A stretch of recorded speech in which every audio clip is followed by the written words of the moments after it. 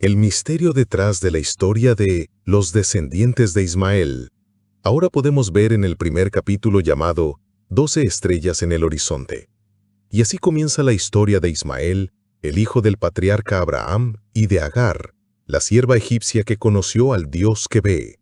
Su origen fue marcado por el conflicto, por la impaciencia humana y por el plan divino que nunca pierde el control, incluso cuando los caminos parecen bifurcarse en la incertidumbre. No fue hijo de pacto, pero sí hijo de promesa. No fue el elegido por la línea mesiánica, pero fue observado desde el cielo con ternura y propósito. Su madre lo llevó en el vientre entre desprecios, y luego lo sostuvo entre lágrimas en el exilio. Ahí, bajo un arbusto en medio del desierto, cuando la muerte parecía más cercana que la esperanza, una voz celestial descendió con fuego invisible y restauró el futuro de los que fueron rechazados. En Génesis 21, versículo 18 dice: Este es el relato de la familia de Ismael, el hijo de Abraham a través de Agar, la sierva egipcia de Sara. Ismael creció lejos de las tiendas de Isaac, su medio hermano, pero no lejos del ojo de Dios. Se convirtió en un arquero, un nómada, un líder entre las arenas del desierto de Parán. En su soledad encontró fuerza. En la tierra estéril descubrió el arte de la subsistencia, y en el viento, el susurro de una promesa antigua. Haré de él una gran nación. Sus hijos no fueron pocos. 12 varones surgieron de su simiente, como 12 antorchas en medio de un mundo sin mapas. Sus nombres no se perdieron. Fueron registrados uno por uno, no como un accidente de genealogía, sino como un acto intencional de memoria divina. Nebariot, Cedar, Adbiel, Mipsam, Misma, Duma, Masá, Adad, Temá, Getur, Nafis, Kedema, cada uno fundador de una tribu, cada uno como un eco vivo del Padre que venció al polvo, al hambre y al olvido. Pero surgen varias preguntas. ¿Por qué Dios eligió preservar el linaje de Ismael con tanto detalle? ¿Por qué grabar sus nombres en la Escritura Sagrada si él no era el heredero de la promesa mesiánica? ¿Y no había sido el hijo del exilio, el niño que lloraba sin agua bajo la sombra agónica del abandono? La respuesta es clara como el cielo de Parán. Dios no borra a quienes bendice ni retrocede en sus decretos. Lo que el hombre consideró como un error, Dios lo convirtió en nación. Lo que Sara vio como amenaza, el cielo lo vio como linaje. En Génesis 21, versículo 18 dice: Haré de tu hijo una gran nación. Y lo cumplió, uno por uno, tribu por tribu, príncipe por príncipe. El polvo del desierto se volvió trono para estos hijos de Ismael, hombres de semblante divino, de ojos penetrantes como los del halcón, de cuerpos moldeados por el viento abrasador del sur, y de manos endurecidas por la batalla y el comercio. Cada hijo fue como una estrella encendida sobre la arena, reflejando la promesa de multiplicación dada a Abraham. No nacieron bajo tiendas sagradas, pero portaron en sus venas la sangre del patriarca. No hablaron con Dios en montes altos, pero fueron testimonio viviente de su fidelidad. La reflexión de este capítulo es que la historia de Ismael no es del olvido, es la del cumplimiento silencioso. Es la historia que no se grita desde púlpitos, pero que resuena en los pliegues del texto sagrado con la fuerza de una trompeta escondida. A veces los que son apartados por los hombres son precisamente los que Dios exalta en secreto, y en ese secreto se teje el misterio de una promesa que atraviesa generaciones. Seguidamente en el segundo capítulo llamado El rugido de las tierras del este. Los 12 hijos de Ismael no fueron meros nombres en una lista. Cada uno fue una llama encendida en las vastas llanuras del oriente, una raíz profunda en el polvo ardiente que une África y Asia. Fundadores de tribus, señores de mercados, arquitectos invisibles de rutas caravaneras, hombres que marcaron la geografía sin levantar imperios, pero sí dejando huellas imborrables en los mapas de Dios. En Génesis 25, versículo 18 dice: Los descendientes de Ismael ocuparon el territorio que va desde Javila hasta Shur, que está junto a la frontera de Egipto en dirección a Asiria.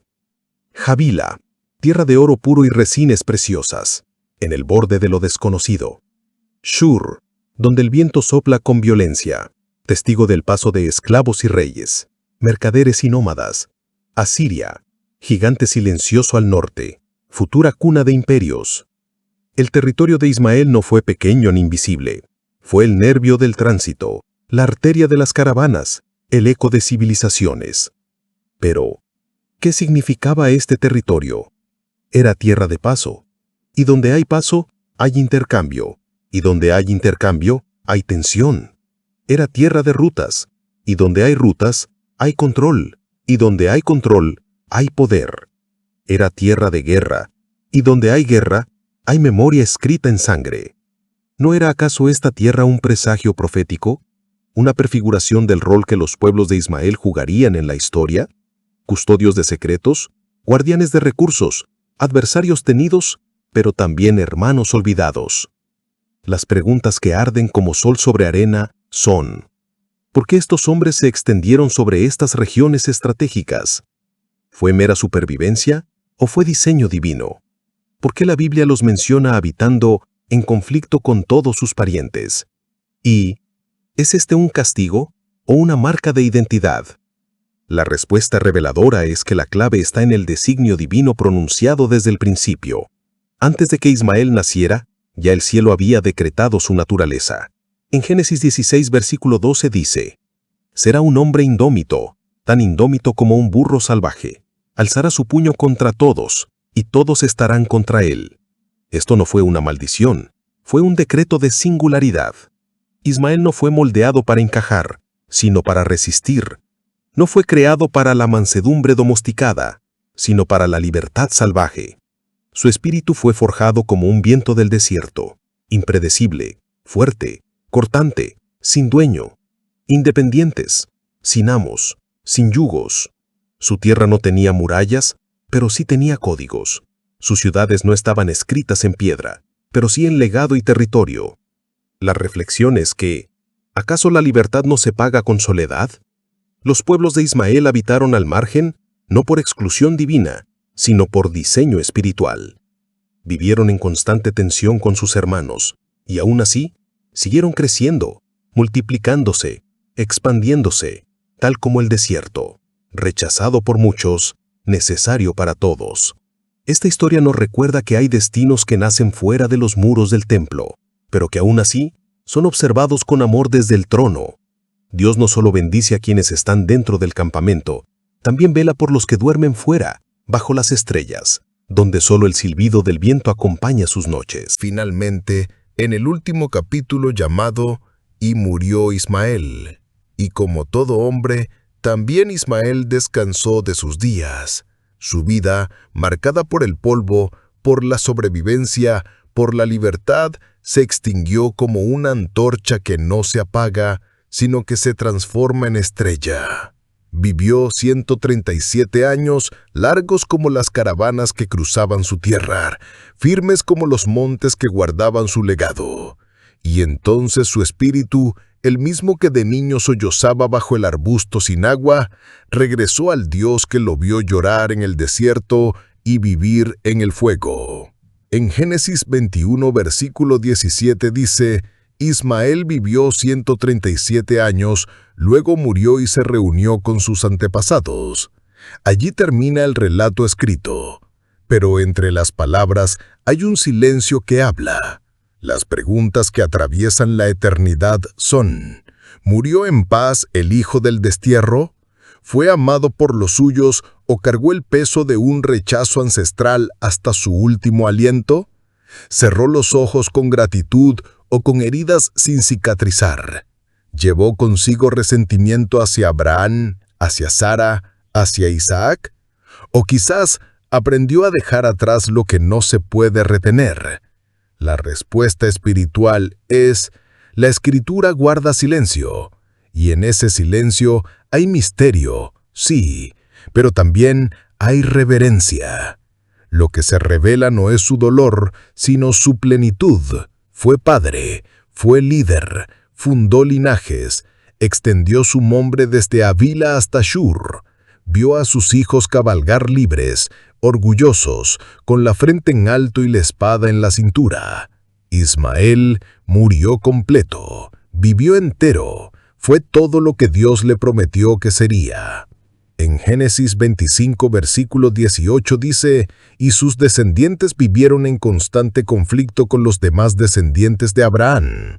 Sí, el conflicto fue parte de su herencia, pero no fue lo único. También heredaron la determinación de los que nunca se rinden, la sabiduría de quienes negocian en los caminos y la dignidad de aquellos que no nacieron dentro del pacto, pero jamás fueron olvidados por Dios. La reflexión de este capítulo es, la historia de Ismael es la historia de los que caminan por fuera del templo, pero aún así son vistos por el cielo.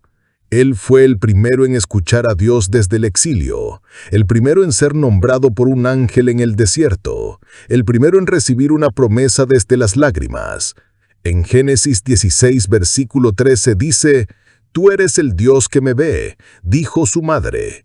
Y ese Dios lo vio hasta el último día de su vida. El legado es que la tumba de Ismael quizás se perdió entre las dunas, pero su legado permanece en la sangre de tribus, en la arena de los caminos, en la memoria de los cielos. Fue hijo de Abraham, sí, pero también fue padre de reyes, de naciones, de voces indómitas que aún hoy resuenan en las llanuras orientales. La reflexión final de esta historia, la cual llamaremos Eco en las arenas eternas.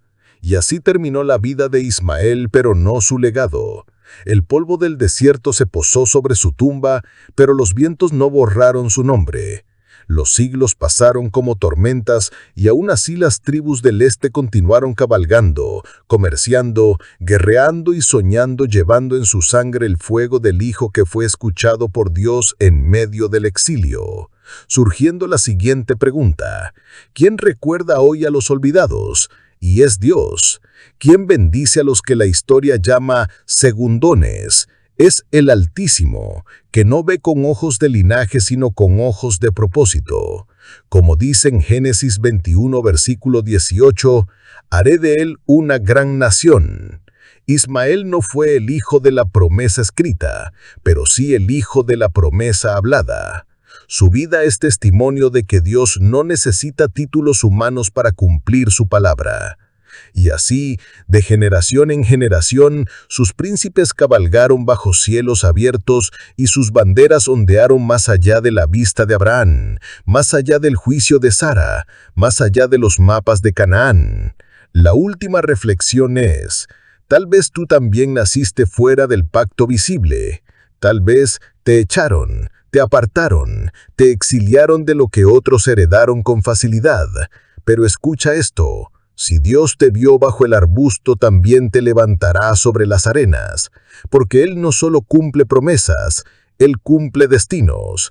Y como Ismael, los que parecen vagar son en realidad los que están siendo dirigidos. La palabra final es, los príncipes del desierto no desaparecieron, están aquí, en las ciudades, en los caminos, en los corazones errantes que aún esperan ser mirados por El Roí. Son los soñadores indomables, los forasteros con un llamado, los que nacen lejos pero caminan cerca del propósito. ¿Y tú, no serás uno de ellos? Tú decides. La paz sea contigo. No olvides de suscribirte para más videos.